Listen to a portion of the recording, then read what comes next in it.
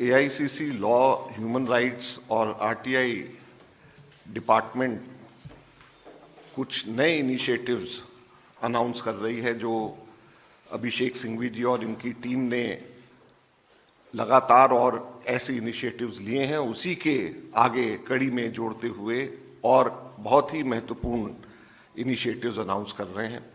तो बतौर ट्रेजरर मैं इसलिए साथ बैठा हूं कि इसके ऊपर पूरी तरीके से कांग्रेस पार्टी इन इनिशिएटिव्स में सपोर्ट करेगी और आप लोग खुद देखेंगे कि ये बहुत महत्वपूर्ण है और कांग्रेस पार्टी के भविष्य के लिए, हमारी सोच, हमारी विचारधारा के भविष्य के लिए ये बहुत ही महत्वपूर्ण कदम उठाने के लिए इनिशिएटिव लिए जा रहे हैं। अभिषेक सिंघवी जी। धन्यवाद माकन जी। देखिए, मैं शुरुआत में ये बोल दूं कि आभार प्रकट करना आवश्यक है कांग्रेस पार्टी का, कांग्रेस अध्यक्ष का, पूर्व कांग्रेस अध्यक्ष का, और विशेष रूप से जो व्यक्ति सब पर स्ट्रिंग्स होल्ड करते हैं कांग्रेस में, अजय माकन का। मैं इसलिए कह रहा हूं क्योंकि इन्होंने हमेशा से, विशेष रूप से मैंने देखा है हमारे विभाग के लिए, समर्थन जो है मौखिक भी है, शारीरिक भी है, नैतिक भी है, लेकिन इन सब चीज़ों से काम नहीं बनता है, सामग्री और साधन चाहिए होता है। इन्होंने बड़े सरल रूप से विश्लेषण करके हमारे हर इनिशिएटिव का समर्थन किया। इसके लिए मैं पूरी तरफ से, विभाग की तरफ से इनका विशेष रूप से आभार प्रकट करना चाहता हूं, क्योंकि कई अच्छी इनिशिएटिव्स मर जाते हैं सिर्फ बातचीत में या घोषणाओं में, जब तक कि सही रूप से, सही समय पे और सही आकार में उनको समर्थन नहीं मिले।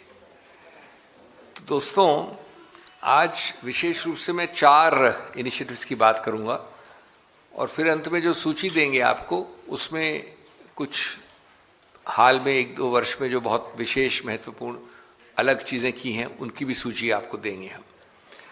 तो पहली बात है एक आईएनसी फेलोज प्रोग्राम की घोषणा। ये लगभग 3 महीने के प्रोग्राम होंगे, जिनका उद्देश्य है कि जो युवा हैं, युवा लोग जो कानून से संबंधित हैं, जो क्षेत्र में हैं, पढ़ाई कर रहे हैं, बहुत युवा जो काउंसिल हैं, उनको अग्रणीय पंक्ति में रख के उनको इन्वॉल्व किया जाए, भागीदारी की जाए सांसदों के साथ, और उनको जोड़ा जाए 3 महीने के एक प्रोग्राम में, जिससे वो कांग्रेस के स्टाइल को देखें, कांग्रेस की फंक्शनिंग को देखें, और वो बराबर रूप से सांसदों के साथ और सोशल मीडिया विभाग के साथ उनको समर्थन दें, असिस्ट करें।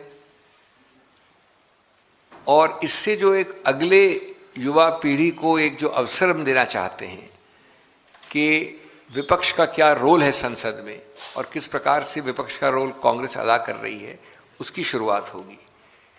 तो इसको मैं अपनी पहली घोषणा के हिसाब से आपके सामने रखना चाहता हूं, क्योंकि युवा सोच और कानूनी जोश, लोकतंत्र को इसी से मिलेगा एक नया होश और हौसला।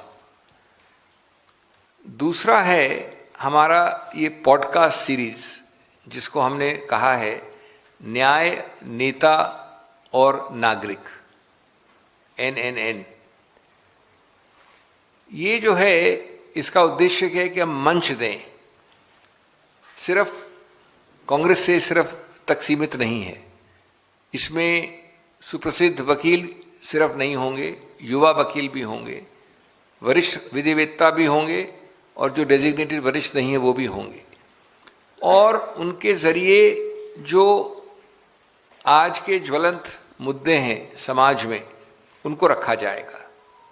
विशेष रूप से ये आवश्यक इसलिए है क्योंकि आज असहमति को सिर्फ नकारा जाता है। तो ये एक संवैधानिक वार्तालाप, एक पुनर्स्थापित करने का प्रयत्न होगा कि जिसमें नागरिक, न्याय, संविधान और जो लीडर्स हैं संसद में, संसद के बाहर, वो क्या कर सकते हैं, उसको केंद्र बिंदु बनाने का प्रयत्न किया जाएगा। अभी हम निकट भविष्य में 10 या 12 इसके पॉडकास्ट कर देंगे। मुझे सौभाग्य है कि इसका इनॉग्रल पॉडकास्ट मेरे साथ रिकॉर्ड हो गया है ऑलरेडी, और निकट भविष्य में उसी से शुरुआत होगी। और इसमें अलग अलग तरह के लोग, और जैसा मैंने कहा, समाज के, सोसाइटी के लोग, सिर्फ जो कांग्रेस पार्टी में उन तक सीमित नहीं है ये। और हम इससे एक संवाद की जीत और एक दमन की हार का संदेश देना चाहते हैं न्याय, नेता और नागरिक से।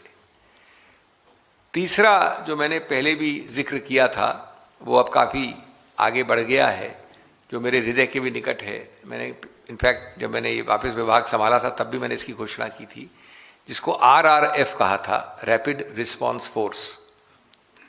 ये इसका उद्देश्य है कि करीब करीब हर डिस्ट्रिक्ट में शुरुआत करी, बाकी बाद में हम डिस्ट्रिक्ट के नीचे भी जाएंगे, तहसील जाने की भी कोशिश करेंगे, लेकिन एक बार हर डिस्ट्रिक्ट में कम से कम 5 और हो सके तो 7 ऐसे व्यक्ति हों कानूनी, जो खड़े होकर किसी मूल मुद्दे, ज्वलंत मुद्दे पे कांग्रेस का समर्थन कर सकें, जो किसी लीडर को वो कानूनी सपोर्ट दे सकें जो कोर्ट कचहरी में आवश्यक होता है। और इसमें हम सिर्फ मेरिट देखेंगे, जो लोग खड़े होकर बहस कर सकते हैं। ये ज़रूरी नहीं कि वो राजनीति में हो, ज़रूरी नहीं कि कांग्रेस से जुड़े हों, लेकिन कांग्रेस से सहानुभूति रखते हों, उनके मुद्दों और कॉजेज़ को समर्थन करना चाहते हों, तो वो खड़े होंगे। और ये सबसे ज़्यादा आवश्यक होता है शहरों में नहीं, बड़े शहरों में नहीं, बड़े बड़े हाई कोर्ट्स में नहीं, लेकिन डिस्ट्रिक्ट के स्तर पे, जहाँ की बहुत हद तक मैं समझता हूँ 80% एक प्राथमिक सूची बन गई है और वो काफ़ी अग्रसर है कंप्लीशन की तरफ। और इसी से संबंधित जो दूसरी चीज़ है कि हम एक डिजिटल डायरेक्टरी बना रहे हैं। वो सिर्फ RRF तक सीमित नहीं है, उससे ज़्यादा व्यापक है, ज़्यादा बड़ी है, लेकिन इसमें वो सभी नाम होंगे जो कानूनी स्तर पे अलग अलग तरीके से जुड़े हुए हैं, जुड़ना चाहते हैं, समर्थन देने को खड़े हैं। और वो डिजिटल डायरेक्टरी में सभी आपको मोबाइल नंबर वगैरह, ईमेल मिलेगा, जिससे कि जल्द से जल्द एक तरफ रैपिड रिस्पांस फोर्स, उसके अलावा किसी को संपर्क करना हो, किसी दूर दराज डिस्ट्रिक्ट में रात को किसी चीज़ को बोलना हो कानूनी रूप से, उसके ऊपर एक्शन लेना हो, वो ज़्यादा सहूलियत हो जाएगी उसके लिए। और इस प्रकार हम चाहते हैं कि कोर्ट से ज़मीन तक हर जिले में एक कानूनी ढाल स्थापित की जाए। एक और हमारा मुद्दा जो रहा है अभी हाल में विशेष रूप से RTI एक्ट। हम सब जानते हैं कि RTI एक्ट सिर्फ कांग्रेस लाई नहीं थी, सिर्फ कांग्रेस ने उसको कार्यान्वित नहीं किया था, लेकिन वो एक परिवर्तनकारी, क्रांतिकारी परिवर्तन की एक चीज़ थी। और हमने ये भी देखा है कि उसको निरंतर कमज़ोर किया जा रहा है, निरंतर क्षीण बनाया जा रहा है, निरंतर उसको पतला किया जा रहा है, हर रूप से, परोक्ष रूप से या सीधे रूप से। और उसके हाल में भी अमेंडमेंट देखे हमने, डेटा प्रोटेक्शन एक्ट में एक और तरीका निकाला गया कि किस प्रकार डेटा प्रोटेक्शन की जगह डेटा को सप्रेस भी साथ साथ किया जाए। और उसके ऊपर एक याचिका भी हमने की, जिसमें मैं भी पेश हुआ हूँ अभी हाल में, जिसमें कि उच्चतम न्यायालय ने कारण बताओ नोटिस भी दिया है। तो जब ये बार बार पारदर्शिता को घोटने का प्रयत्न किया जा रहा है, तो और भी ज़्यादा गंभीर हो जाता है कि हम एक ढांचेदार राष्ट्रीय वार्तालाप क्रिएट करें इसके ऊपर, स्ट्रक्चर्ड नेशनल कॉन्वर्सेशन, जिससे कि जो पुराना इसका स्वरूप था, आकार था, स्कोप था, वो पुनर्स्थापित हो और उसकी जो आत्मा है और उसकी जो मजबूती है जो शुरुआत में थी, वो जहाँ तक हो वापस ला सके। तो इस विषय में एक तरफ तो हम कानूनी एक्शन ऑलरेडी ले रहे हैं, जैसा मैंने कहा याचिका में पेश हो रहे हैं इत्यादि, उसमें सिविल सोसाइटी भी है, कांग्रेस पार्टी सीधी भी है, लेकिन साथ साथ हमारा उद्देश्य है और निकट भविष्य में इसकी भी घोषणा करेंगे कि एक राष्ट्रीय कॉन्क्लेव समारोह हो इसके ऊपर, और जिसमें कि कानून से संबंधित लोग नहीं, पूर्व सेवानिवृत्त इलेक्शन कमिश्नर्स हों, समाज के लीडर्स हों, RTI एक्टिविस्ट हों, पत्रकार हों, नीतिगत जो एक्सपर्ट्स हैं नीति के, इत्यादि इत्यादि। तो एक प्रॉपर लॉजिकल असेसमेंट के बाद, पूरा आकलन करने के बाद, हम चाहेंगे कि इस कॉन्क्लेव के अंत में एक रिपोर्ट समर्पित हो, जिसमें कि सुझाव हों कि किस प्रकार से ये मूल मुद्दे हैं जहाँ पर पुनर्स्थापित करना है इस एक्ट की आत्मा को और इस एक्ट के पूरे एक आकार को। तो जैसा मैंने कहा कि ये हमारे मुख्य उद्देश्य हैं। मैं वापस अब अंग्रेजी में बोलने की आवश्यकता नहीं समझता, ये चीज़ आपको अंग्रेजी में भी दे देंगे वो, ये चारों चीज़ों के साथ।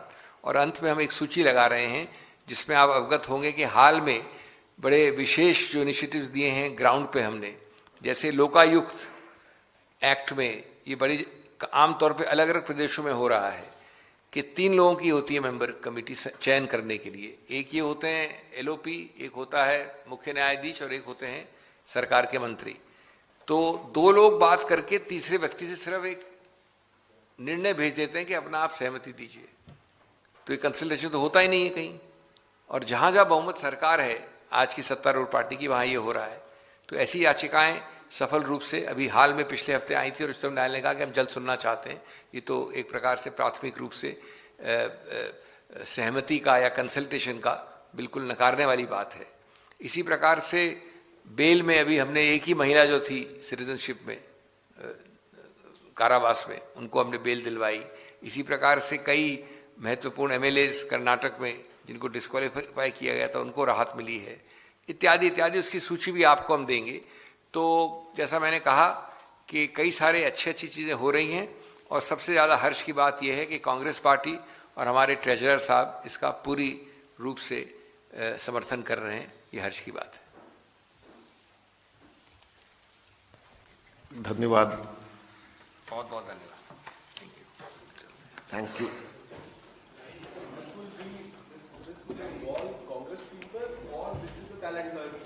These are 2 kinds of programs. Most of these programs will have people who are associated with the Congress, but a large component of civil society, outsiders, jurists, RTI activists. So the whole point I want to make is it's a far wider outreach than being limited to simply party workers. Obviously party workers are not excluded, they are welcome. But for example, this first one about having these people associated in an internship program, they are not Congress people. On the contrary, when they are associated with the inner workings of parliamentary democracy from the Congress party's viewpoint, they will understand how an opposition party projects itself. They may choose not to join the Congress later on, but it creates a umbilical bond at early stage, and if they like what they see, I think there should be a natural progression. Yes. Rapid response force is based on merit, those who can stand up and argue. But on the other hand, they would have to have some sympathy with the cause. Thank you.